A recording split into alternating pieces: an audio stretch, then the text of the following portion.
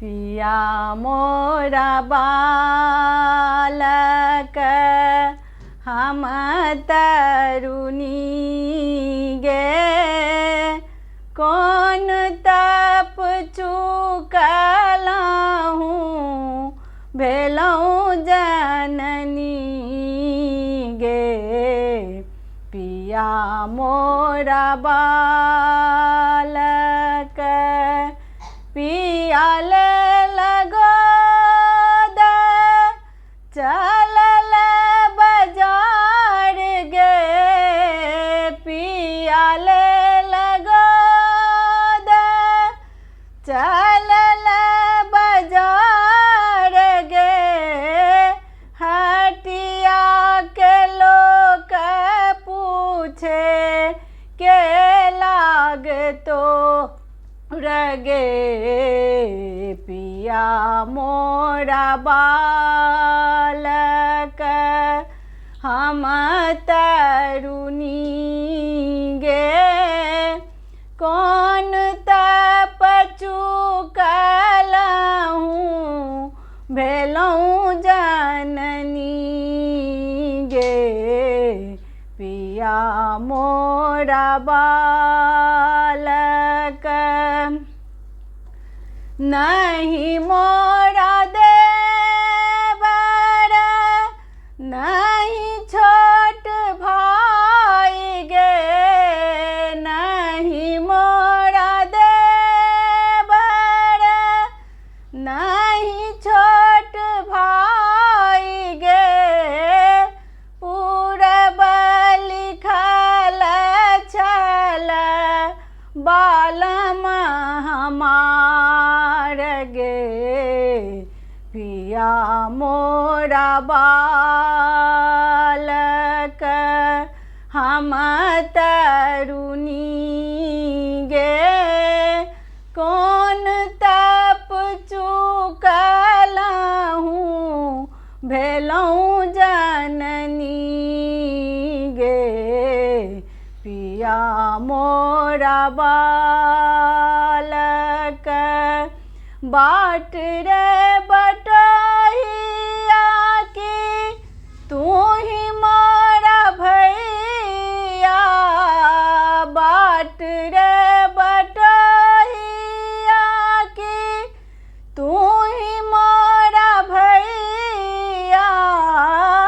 हमरो समाद नैहरन जाई रे पिया मोरा बालक हम तरुणी गे कौन तप चुकलहूँ भेलहुँ जननी गे पिया मोरा बालक कहियौन बाबा सो किनता धेनु गाय गे कहियौन बाबा सो किनता धेनु गाय गे दूध पियाई के पोसता जमाई गे पिया मोरा बालक हम तरुणी गे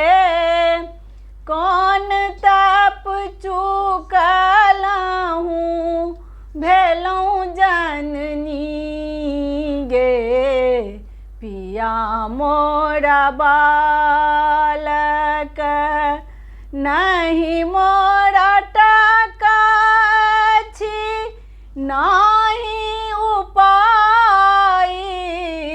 नहीं मोरा टका छी नहीं उपाय कौन विधि पोसब बालक जमाई पिया मोरा बालक हम तरुणी गे कौन तप चुकलहूँ भेलौं जननी गे पिया मोरा बालक भनहि विद्यापति सुनु ब्रज नारी भनहि विद्यापति सुनु ब्रज नारी धैर्य धैरहु भेटता मुरारी पिया मोरा बालक हम तरुणी गे कौन तप चुकलहूँ कौन तप चुकलहूँ भेलौं जननी